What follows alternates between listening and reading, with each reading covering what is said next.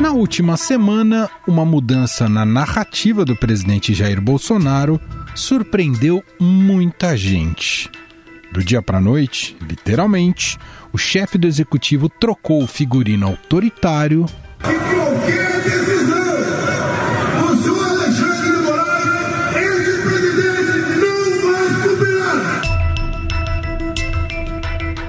para assumir um discurso moderado, capaz até de elogiar as qualidades do ministro Alexandre de Moraes, a quem Bolsonaro havia chamado de canalha.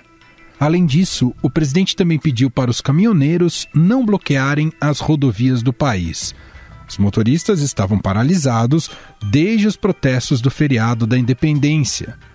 A pauta da vez era a saída dos ministros do Supremo Tribunal Federal, assunto que o próprio Bolsonaro defendeu nas manifestações. Fala para os caminhoneiros aí que são nossos aliados, mas esses bloqueios aí atrapalham a nossa economia, provoca desabastecimento, inflação, prejudica todo mundo, em especial aí os mais pobres. Então, dá um toque nos caras aí, se for possível, tá? Liberar, tá ok? Pra gente seguir a normalidade. Deixa com a gente em Brasília aqui agora. Não é fácil negociar, conversar por aqui com outras autoridades, mas a gente vai fazer a nossa parte aqui, vamos buscar uma solução para isso, ok? Muitos dos caminhoneiros não acreditaram no teor do áudio, pensando ser alguma imitação, como as do humorista Marcelo Adnet. Foi então que o ministro da Infraestrutura, Tarcísio de Freitas, teve que gravar um vídeo para confirmar a autenticidade do áudio de Bolsonaro. E nos grupos caminhoneiros, muita gente está questionando se um áudio que vazou do presidente da República é real e se esse áudio é atual. Bom, esse áudio é real, é de hoje, e mostra a preocupação do presidente com uma paralisação. Essa paralisação ia agravar efeitos na economia, de inflação, que ia impactar os mais pobres, e uma paralisação vai trazer desabastecimento e prejudicando a população. Essa mudança de percurso do presidente resultou em uma nota oficial, publicada na última quinta-feira pelo Palácio do Planalto, a chamada Declaração à Nação. O documento é dividido em 10 pontos e parece ser uma carta de desculpas pelos ataques aos outros poderes feitos por Bolsonaro no feriado de 7 de setembro. Após as declarações do protesto, parece que o caldo engrossou para o presidente. Houve manifestações dos presidentes do Senado e da Câmara e até mobilização de partidos de centro e direita para um novo pedido de impeachment. Porém, a fala mais dura veio do presidente do STF, o ministro Luiz Fux, que chegou a falar em crime de responsabilidade. Se o desprezo às decisões judiciais ocorre por iniciativa do chefe de qualquer dos poderes, essa atitude, além de representar um atentado à democracia, configura crime de responsabilidade a ser analisado pelo Congresso Nacional.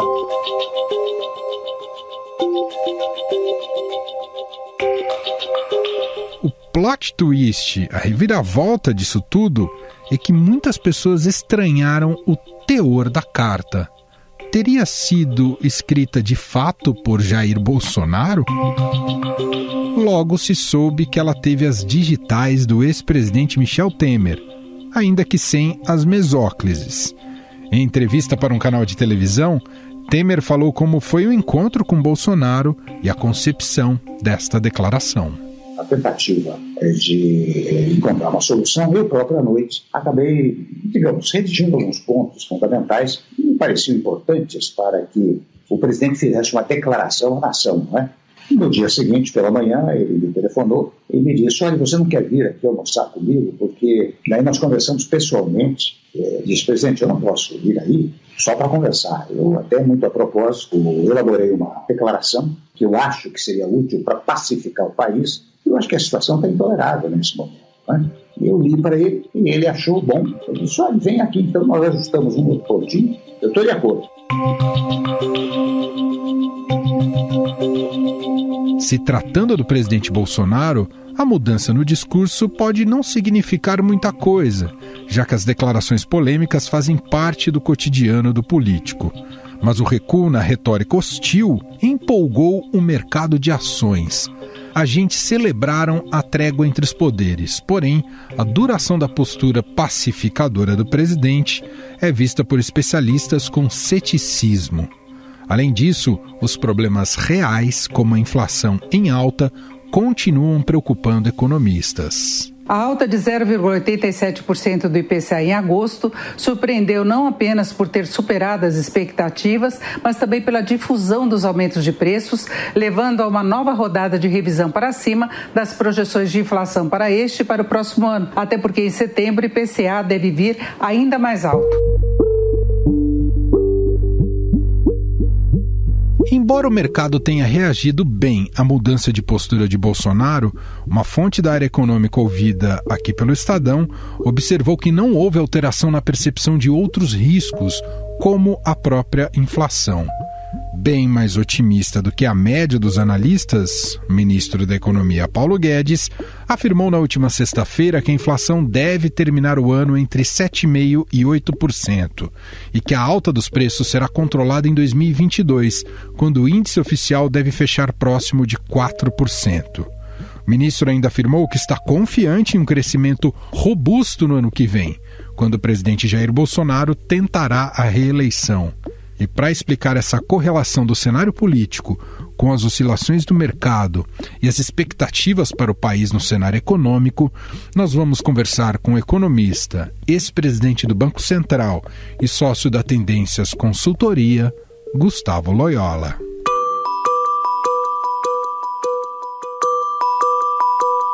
Tudo bem, Loyola? Seja bem-vindo. Tudo bem, Manuel. Prazer conversar com você. Loyola, a gente tem visto um vai e vem do mercado recentemente que reverbera muito a instabilidade política do país e do presidente Jair Bolsonaro. E claro que isso não é um fenômeno novo, né? O mercado costuma reagir diretamente ao contexto que lhe é apresentado. Mas a questão de fundo e que preocupa, e aí eu quero te ouvir, é que a economia brasileira está patinando, está estagnada. A gente pode atribuir isso diretamente a essa crise institucional e também ao comportamento caótico do presidente? E se isso é verdade, a gente só vai ter uma real chance de transformação depois das eleições, Loyola? Eu acho que parte dessas turbulências, desses problemas, né, se devem a ações e omissões do governo federal, né? Por exemplo, a questão da pandemia, felizmente a situação melhorou mais recentemente, mas houve uma demora na aquisição das vacinas, né, uma demora no início da imunização. Então isso, evidentemente, prejudicou a recuperação, deu oportunidade para aquela segunda onda, né, que foi no início do ano, segunda onda da pandemia. Infelizmente, muitas vidas se perderam e, evidentemente, no terreno da economia, isso provocou o fechamento de muitas atividades e a própria retração, né, dos consumidores e empresários, né? Depois eu acho que tem toda essa questão da turbulência política, dos ataques, né, que o presidente tem feito às instituições. Isso já vem de algum tempo e certamente isso gera um clima de incerteza e prejudica, né, a própria consecução dos objetivos de política econômica no que tange não apenas ao judiciário, né, mas também ao legislativo, ou seja, há um desvio, né, de esforço político e também, evidentemente, um aumento da turbulência política. Quer dizer, como é que isso se reflete na economia? Basicamente, não apenas pela retração dos investimentos, né, porque há um aumento da insegurança, como também pelo aumento do prêmio de risco do país e que redunda numa depreciação da moeda brasileira, né? E essa depreciação do real, ela se transmite aos preços, né? E isso se junta aí um outro fenômeno, esse sim o governo brasileiro não tem responsabilidade direta e que deveria ser um fenômeno até positivo para nós, que é o aumento do preço das commodities, né? Então, o aumento do preço das commodities, combinado com a desvalorização da moeda brasileira, provocou um repique inflacionário, né, que nós estamos nele até hoje. Tá? Há outros responsáveis, né, também, mas o início desse repique inflacionário veio daí. Agora, outro aspecto também da situação atual é a crise energética, a crise hídrica, né? Isso aí, evidentemente, o governo não é responsável pelas chuvas, né? Mas poderia talvez ter se antecipado um pouco mais a esse tipo de fenômeno, né? E, enfim, e aí agora nós temos economia com dificuldade de recuperar, né? Por força disso tudo. Claro que há um lado mais positivo, que é a melhora das condições sanitárias, mas, por outro, a questão hídrica, né, assumiu um papel importante. O Banco Central está tendo dificuldades para combater a inflação. O Banco Central começou a agir um pouco tardiamente, né? Hoje se sabe isso. Então, enfim, por isso que todos os analistas, inclusive nós, estamos revisando para baixo as perspectivas de crescimento do último trimestre desse ano e principalmente do ano que vem, né?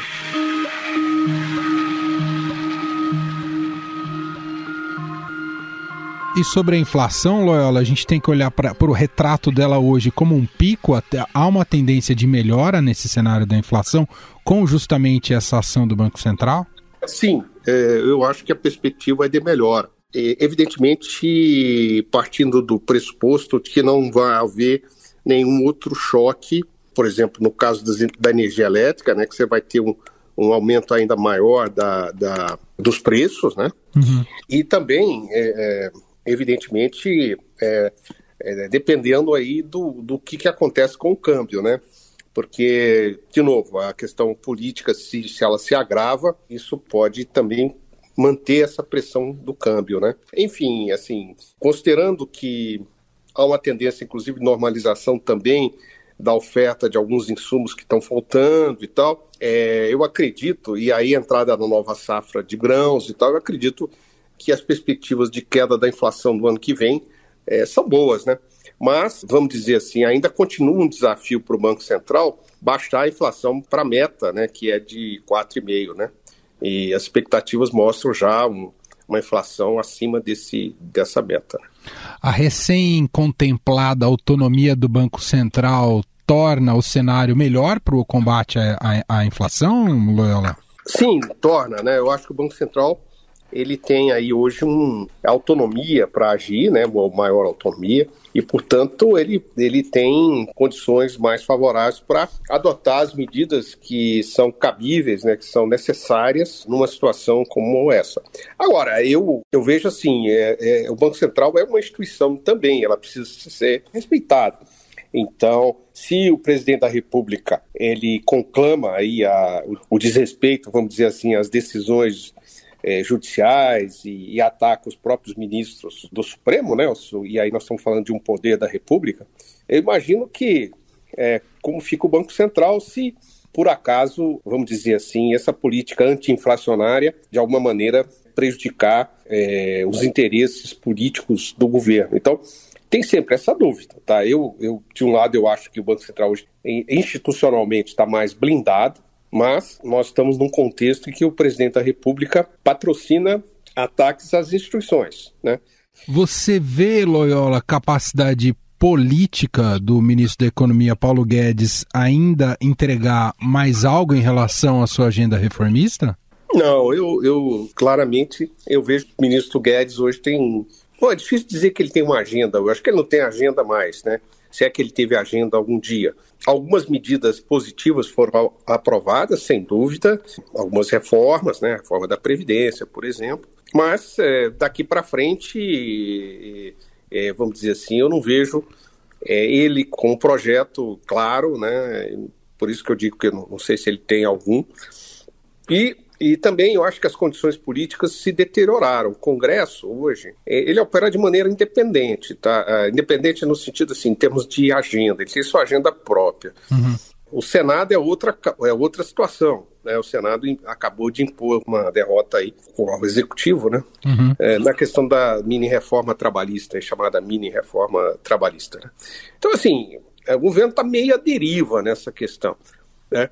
E aí, iniciativas, por exemplo, que só geram tensões, né? Assim, não vou debitar 100% da culpa ao ministro Guedes, mas, evidentemente, eu acho que tem que se reconhecer, tem que se admitir, né, que não há mais, assim, condições para uma agenda reformista, se é que ela, em algum momento, foi o predominante, né?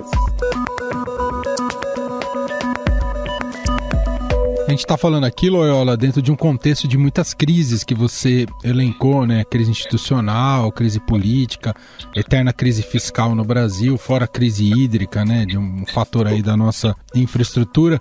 Mas, ao mesmo tempo, a gente também está às vésperas de um ano eleitoral.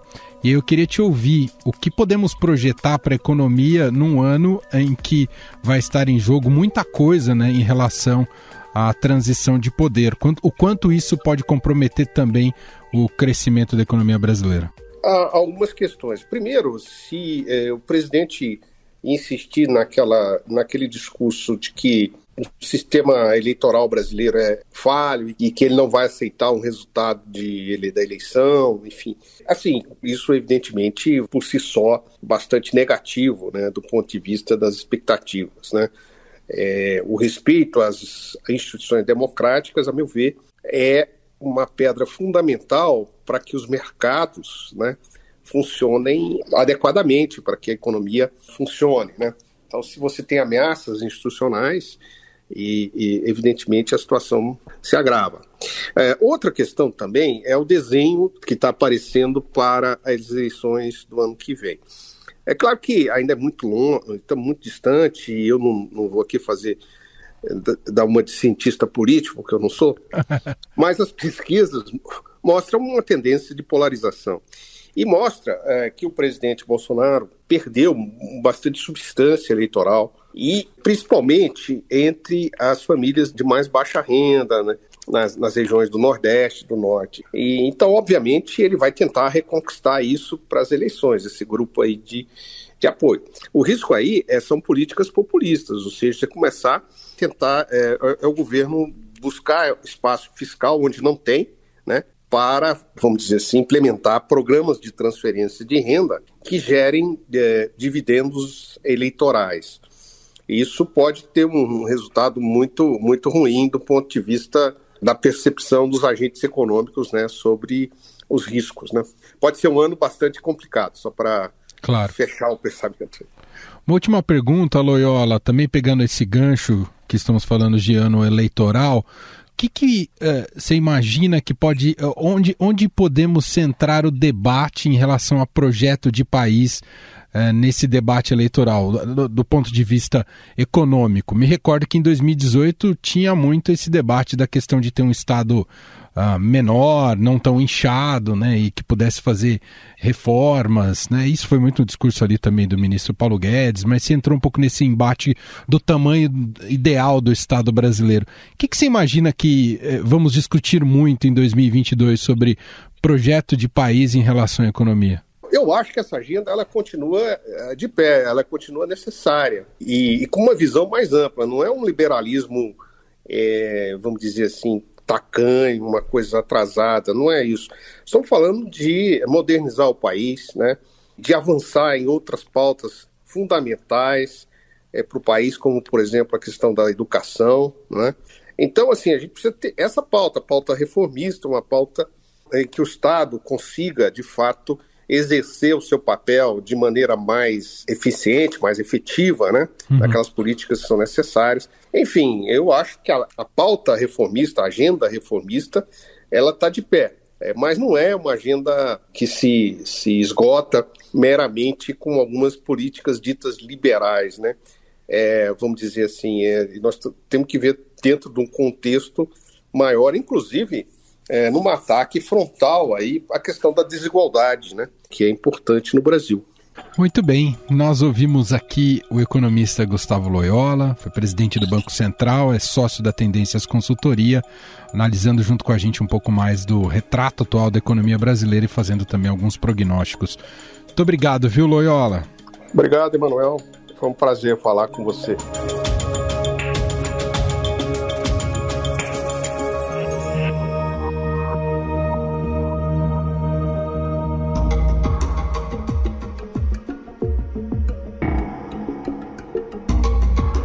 A mudança no tom do presidente pode estar também relacionada à perda de apoio no Congresso e o avanço das reformas. Segundo fontes ouvidas pelo Estadão, nesse cenário, o tema que segue com as maiores chances de avanço é o orçamento de 2022. Reformas como o imposto de renda, tributária e administrativa devem continuar enfrentando as mesmas dificuldades. O que pode ainda avançar é a proposta de emenda à Constituição para tirar as despesas com dívidas judiciais, chamados precatórios, do teto de gastos.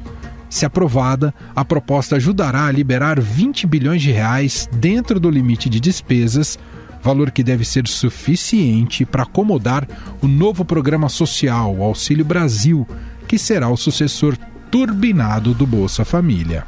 E olha, já está no Congresso a medida provisória que cria um novo programa social, o Auxílio Brasil, que deve substituir o Bolsa Família. A expectativa do governo federal é aumentar o atual valor do benefício em 50% e incluir mais brasileiros no programa de transferência de renda.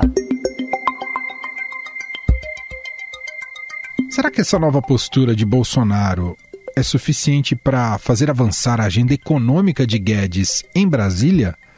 E como o mercado reagirá a essas mudanças? Para responder a essas e outras perguntas, vou conversar agora com a repórter do Broadcast em Brasília, Diana Tomazelli. Oi, Diana, tudo bem? Olá, tudo bem, e você?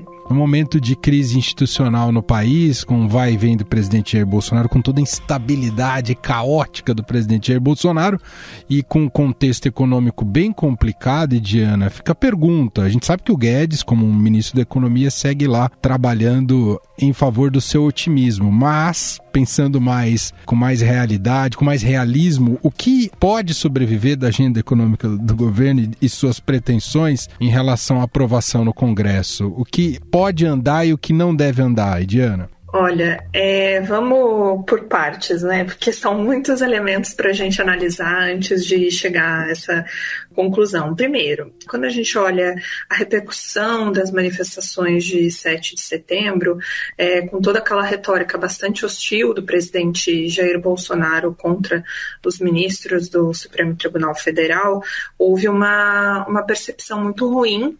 Já havia, né, uma grande incerteza do mercado financeiro, dos agentes econômicos em relação à capacidade do governo de assegurar o avanço das reformas no Congresso Nacional. Essa percepção ficou muito, muito ruim depois das manifestações de 7 de setembro, tanto que a Bolsa de Valores desabou, o juro no mercado futuro, que reflete aí a percepção de risco dos investidores em relação ao Brasil, subiu muito, assim como o dólar. Quando o presidente Jair Bolsonaro, na quinta-feira, solta, então, a declaração à nação, fazendo um gesto, um aceno na direção não só do ministro Alexandre de Moraes, mas também a outros integrantes do Supremo Tribunal Federal, há uma empolgação, né? A Bolsa voltou a subir, o dólar caiu, o juro também deu uma amenizada, mas quando a gente vai olhar no detalhe, pouco muda no ambiente econômico, porque a gente ainda tem inflação elevada e a gente ainda tem um clima, não vou dizer belicoso, mas um clima esquisito ali no Congresso Nacional, porque na Câmara dos Deputados, o Arthur Lira, que é o presidente, é um aliado, né, fiel ao Palácio do Planalto. Então, ele tem tocado de forma muito célere as reformas econômicas. A gente viu até uma votação bastante atropelada da reforma do imposto de renda, que é uma das prioridades da equipe do ministro Paulo Guedes. Ele tem colocado para jogo, inclusive está falando aí que vai votar a reforma administrativa, que mexe nas regras do serviço público. Agora, no Senado, a gente não tem um clima tão amistoso. E já não tinha antes das manifestações. Embora a ala governista dentro do Senado esteja tentando costurar um acordo para fazer avançar a agenda econômica, a gente ainda não tem um sinal concreto de que as coisas vão melhorar por ali. Então, ali a gente tem matérias importantes. Por exemplo, a própria reforma do imposto de renda, que depois da aprovação na Câmara precisa necessariamente ser votada no Senado, senão não adianta nada, ela não será implementada. Então a gente tem o Senado contrabalançando essa relação no âmbito do Congresso Nacional. O que pode avançar? A gente tem a discussão do orçamento de 2022, que necessariamente precisa ser feita. Em algum momento a gente precisa discutir o orçamento, do contrário a gente vai ter a repetição do que se teve em 2021, que foi um começo de ano atabalhoado, porque não se tinha o orçamento aprovado, tudo muito amarrado, né? O governo não conseguia executar despesas, em determinado momento ficou ali quase sem dinheiro para pagar salário de servidor, o que foi uma coisa gravíssima. Então, a gente deve ver um avanço nas discussões do orçamento e, por isso, também um avanço na discussão dos tais precatórios, né, que são aquelas dívidas judiciais. O Congresso vai ter que dar uma solução, já que aquela outra alternativa de fazer via Conselho Nacional de Justiça uma resolução para botar um limite para o pagamento dessas dívidas e aí liberar o espaço no orçamento para fazer Bolsa Família turbinado, entre outras coisas, essa alternativa não adianta clima de mais amistoso, não adianta gesto mais político, de aceno, de apaziguamento, não adianta. Essa ponte foi queimada, porque até tem um importante integrante de um poder que fala, né, que esse vai e vem na política, ele é aceitável. No judiciário, isso não existe. Então, o Congresso Nacional vai ter que dar uma solução para precatórios, para tornar o orçamento de 2022 viável. E o último grande ponto que eu colocaria aí como chance de avançar é o programa Auxílio Brasil, que é essa reformulação do Bolsa Família. A gente ainda tem muitas incertezas cercando esse programa. O presidente fala que quer colocar em um ticket médio de R$300, mas a gente ainda não tem garantias de que isso será possível. Então o Congresso deve se debruçar sobre isso. Porque na pior das hipóteses a crise só se aprofunda, né, Ediana? Passa a ser um governo, de uma certa maneira, um governo moribundo daqui até o final de 2022, se essas agendas ou parte dessas agendas não avançarem no Congresso, não é? Exato, e o clima, embora tenha havido esse aceno do presidente, está todo mundo ainda com um pé atrás, né, para saber se isso vai se manter ou se serão apenas algumas semanas aí de trégua. Então, tem isso, né, que todo mundo fica ali querendo analisar de perto qual será o próximo movimento, ninguém quer se empolgar muito cedo, né, sem ter uma garantia firme, e também todo mundo já está com a cabeça na eleição de 2022, então realmente a janela está quase se fechando, se é que já não se fechou. E ambiente eleitoral tradicionalmente costuma piorar, complicar ainda mais o ambiente econômico. Bom, e Diana Tomazelli, repórter do Broadcast, diretamente de Brasília, mais uma vez conversando aqui com a gente. Obrigado, viu, Diana? Obrigada a você, até a próxima.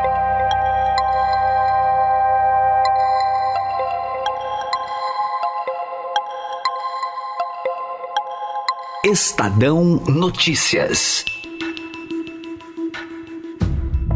E este foi o Estadão Notícias de hoje, segunda-feira, dia 13 de setembro de 2021. A apresentação foi minha, Emanuel Bonfim. Na produção, edição e roteiro, Jefferson Perleberg e Ana Paula Niederauer. A montagem é de Moacir Biasi, o diretor de jornalismo do Grupo Estado, João Fábio Caminoto. Escreva pra gente, nosso e-mail, podcast@estadão.com. Um abraço pra você, uma excelente semana e até mais!